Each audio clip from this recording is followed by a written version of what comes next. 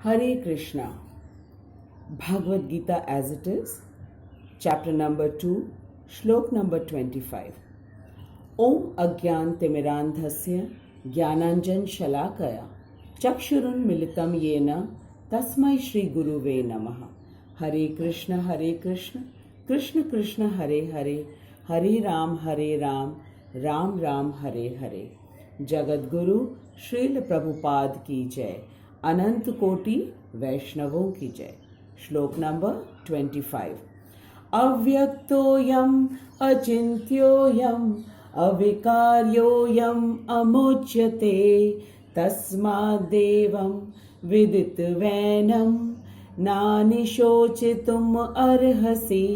अव्यक्तोऽयम् अचिन्त्योऽयम् अविकार्योऽयम् मुच्यते तस्माद्देवं विदित्वैनं नानुशोचितुम् अर्हसि. श्री कृष्ण अर्जुन को समझाते हुए कह रहे हैं कि अर्जुन, यह आत्मा अव्यक्त, अकल्पनीय तथा अपरिवर्तनीय है और तुम इसको जानकर अपने शरीर के लिए किस प्रकार शोक कर सकते हो. शोक मत करो अर्जुन, अपने कर्तव्य का पालन करो. आत्मा इतना सूक्ष्म है और इसे सर्वाधिक शक्तिशाली सूक्ष्मदर्शी यंत्र भी नहीं देखा जा सकता है. अतः यह अदृश्य है और जब ये इतना सूक्ष्म और अदृश्य है तब भला इसे कैसे कोई मार सकता है या यह आत्मा कैसे किसी को मार सकती है. इन दिस श्लोक the words like avyaktyo, achintyo and avikaryo is very important, which explains about the qualities of the immortal soul.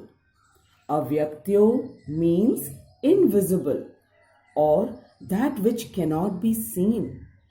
Achintyo means something that is inconceivable or unimaginable, and avikaryo means something that never changes, or we can say that it remains the same. Shri Krishna is explaining the true nature of the spirit soul to Arjun because he is lamenting for the loss of the material body, which is a combination of air, water, fire, earth and sky, and is not ready to do his assigned duty, which is to fight with his enemies in the battlefield of Kurukshetra. Shri Krishna is explaining that the soul is immeasurable and smaller than an atom. Then how is it possible that anyone can kill the soul or the soul can kill any other person? In Bhagavad Gita, chapter number 2, Shlok number 13, Krishna says, Antavante ime deha nityasyoktaha sharirinaha anashino aprameyasya tasmad yuddhasva bharata, which means that in this temporary body lives the soul, which is permanent and indestructible. And this soul is the true living entity. So Arjun, you fight fearlessly, as no one will get killed or no soul will kill any other person. Tasmad yuddhasva bharata. Bharat is for Arjun. Srila Prabhupada explains the word avyakt in a very nice manner. He says that Krishna is unlimited and infinite, and it's just not possible that we can see or understand Sri Krishna with our limited sense organs. We are unable to see what is happening in the next room or behind our back. So how can we feel confident that we can understand Sri Krishna from our own intellect. Krishna is revealing to us all about himself and his relationship with each one of us in Bhagavad Gita. And we need to listen to him in a surrendered manner, just the way Arjun said, Shishyaste mam shadimam tvam prapannam, which means, Krishna, I completely surrender to you. You are my Guru and I am your Shishya. And when we have the same feeling, then only we can understand Sri Krishna. It's just in the same way that the Prime Minister of a country willingly wants to reveal about himself and his personal life to his countrymen. Then the people will know about him. Sri Krishna is greater than the greatest and he is smaller than the smallest. In chapter number 11, Sri Krishna shows his Virat Swarup or the Vishwaroop to Arjun at his request. And Arjun saw that all the demigods like Brahma, Vishnu, Shiva and all the demigoddesses like Durga, Kali, etc. all are in Sri Krishna. And when Sri Krishna wanted to save the baby Parikshit in the womb of his mother Uttara, then he became smaller than a thumb. So, is it possible for any other normal human being to do such things? Certainly not. Srila Prabhupada narrates a beautiful incident from the childhood pastimes of Sri Krishna when he had eaten mud. Then his cowherd friends complained about Krishna's eating mud to Yashoda Maya.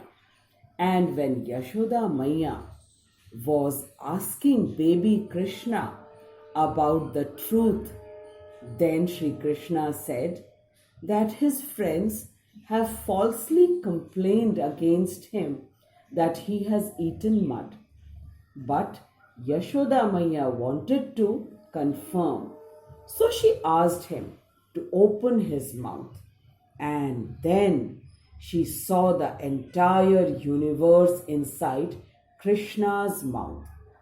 She couldn't believe her eyes that Krishna, who is sitting right in front of her, how can the entire universe revolve in his little mouth? Such is the inconceivable power of Krishna. Our soul, which is a part and parcel of Sri Krishna, becomes vyakt or visible when it is embodied or in the body. But the same soul becomes avyakt or invisible when it leaves the body. Sri Krishna is convincing Arjun in many ways that the soul is immortal, immeasurable, and inconceivable. Further, Sri Krishna says that the soul is sarvagatah, which means that the soul is unstoppable and can go anywhere and everywhere. The soul is everywhere, on land, in water, and in air. Bhagavad Gita teaches us our Sanatan Dharma. Srila Prabhupada explains that Sanatan means eternal or permanent, and Dharma means duty and characteristics. Jiver Swarup Nitya Krishna Das, which means the individual Jeev is meant to serve Sri Krishna, who is the Supreme Personality of Godhead. Srila Prabhupada explains that the individual soul will either serve Sri Krishna or Krishna's Maya, which is the external energy of Sri Krishna. Krishna says, Mama Maya, which means my Maya. Srila Prabhupada explains this with the example of the sun and the clouds.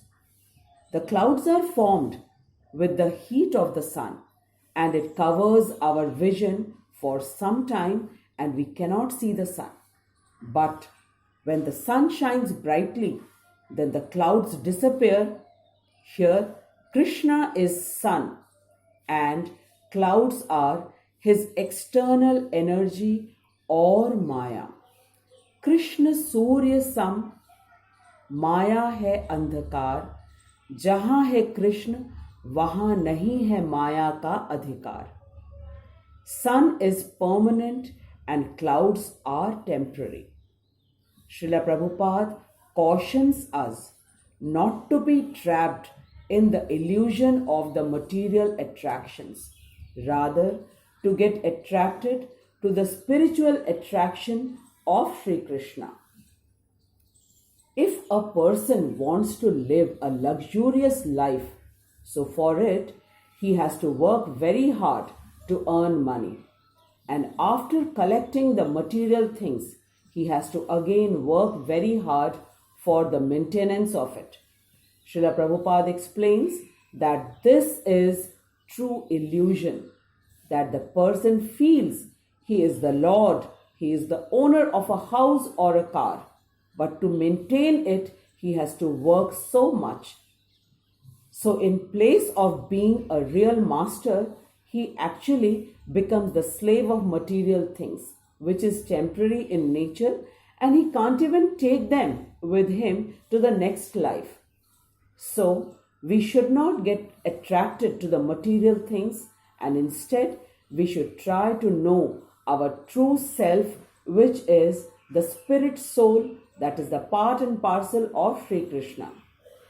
Like our every part of the body serves stomach, which is the highest in position, and when the stomach is happy, all the body parts are also happy. Similarly, we being the part and parcel of Sri Krishna have an eternal duty to serve Sri Krishna by knowing him and by knowing our relation with him, as it is explained and said by Sri Krishna in Bhagavad Gita. And we could have never understood Bhagavad Gita unless Srila Prabhupada explained to us in such an easy and understandable manner. Sometimes we see that children, they continue playing for the whole day and do not get back home in the evening. Then the mother, she comes to call the children in the evening. In the same way, Sri Krishna, who is our eternal father and mother, comes to this material world to call us back home, as we are busy in the material life and have forgotten Sri Krishna. Srila Prabhupada is reminding each one of us about our true self, so that we don't get trapped in the illusion of Maya and continue doing our worldly duties, and always remember Sri Krishna, who is Sat Chit Anand, which means permanent store of truth, knowledge and happiness. I'm sure each one of us have clearly understood the nature of the soul, which is avyakt, achintya, and it is completely indestructible. So none of us need to worry about ourselves, because we are soul and not the body. Please do write your comments, because your comments are very encouraging for me. Hare Krishna. Srila Prabhupada ki jai. Dandavat Pranam to Srila Prabhupada and all the Acharyas. And Dandavat Pranam to each listener of mine. Hare Krishna.